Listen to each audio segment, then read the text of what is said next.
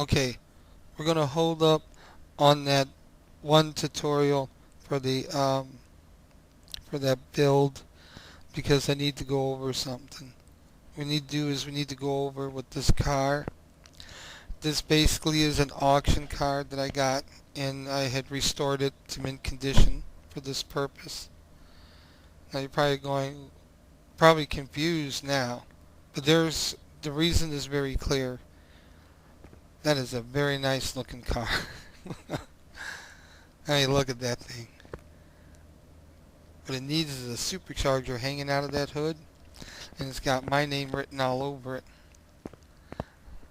I wish there was an oval track so I could roll this thing around there.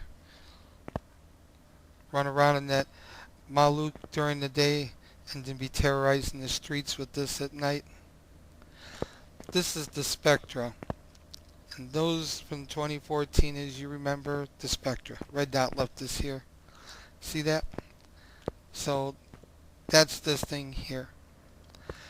And that's a real nice looking car.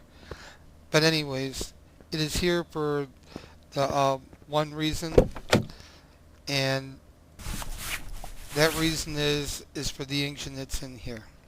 Because the motor that's in this car here is actually a V8. Now you're probably thinking, okay, and well, as you can see, you really need to take a look at this. I know it's got a whole lot of pulleys in the front. That's not even half of it. As you can see, this thing here has no spark plugs. See? Now it's not a spark plugless car. They're located here.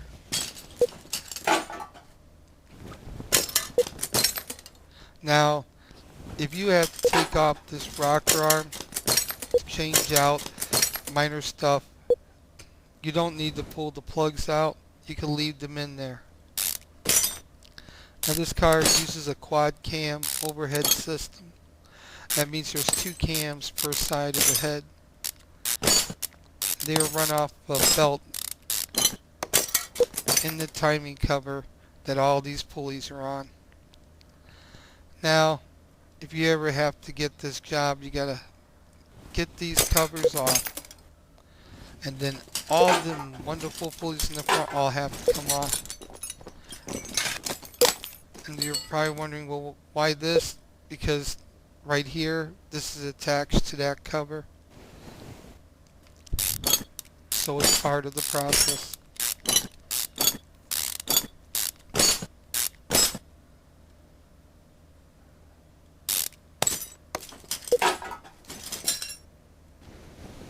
Now you're probably thinking, oh, with all that on there, would this still be your favorite car? Yeah, I take it. It is what it is. Sometimes that's just the way it's going to go down, regardless.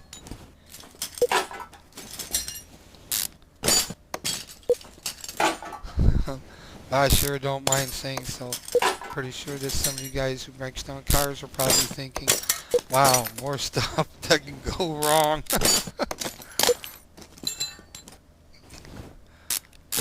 But it's easy stuff. See, they're just little pulleys. Now here you see where it says roller B. Some of these are also roller A's.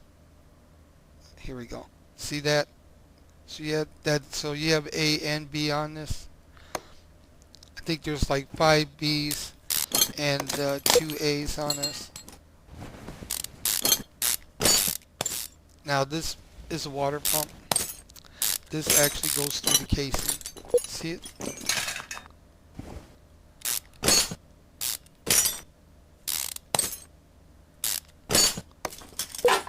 There you go. And that's what that would be what is involved to get this cover off, to gain access to this timing system for any reason. Now, if you had to pull the head off as being part of the job, you have to also have to remove the spark plugs. Then would have to come out. They couldn't stay in. As you can see, for most of the service though, the plugs can be where they're at. So that's really important to know if you don't want to have extra stuff carrying around your inventory that you don't need. On this manifold, it uses the two fuel rails on each side, and the throttle body for this thing is in the rear.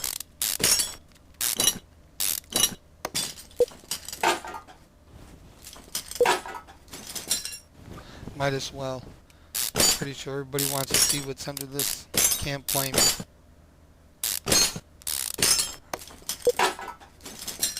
And there you go. So that's why one of the things I wanted to go over with this car with you was this, so that you can see what you're going to be in for. Okay? Now, I wanted to go over something else here. I wanted to go over the rear end of this vehicle to point out a few things. Now, if you remember correctly, those are out of 2014. This uses an axle that uses a ball and trunnion style type axle. Now, some probably figured, well, why does this use an axle like a front wheel drive car? That's because this differential system, this is a fixed differential system. It does not bounce. That's why the axle pops in and out of here. The reason for this is so this car can have independent suspension. That's the whole purpose behind it. So when you're in here busy working, this is what you're going to be changing out in the rear. Now you're probably figuring, okay, well, why would it even have that kind of a setup? Well, there is a reason for this. Most of your high-performance sports cars, they end up with an independent suspension. The idea is, one, turning control. The other idea is that the drive shaft is fixed in a straight, perfect line, or as perfect as it can be, from the transmission to the differential, with very little angle on the cross and rollers, which is also known as universal joint. And to explain it so you can understand, picture the engine like a high pressure water line. You get more water pressure on a straight line to this point than you would if this drive shaft was angled more, because the pressure would hit the first joint and then redirect to come down to hit the next joint to redirect again. So the power transfer for the transmission to the differential kind of gets lost between here and here. That's why when you get somebody who has a hopped up engine and the back end so high up in the air, and they tend to tear the universal joints up or peel the drive shaft open, that's one of the things that are going on there because of the power transfer. So that's one of the reasons for the using of this kind of a style suspension in the rear. So I just wanted to go over that real quick and get that out of the way. So that pretty much covers everything that's needed to dealing with this car. So now we can be able to get on to the original project at hand. You have to excuse me while I shed a small tear for losing my car. But you know what? It's a tear with a smile, because I can get a lot more than just that one. Moving on.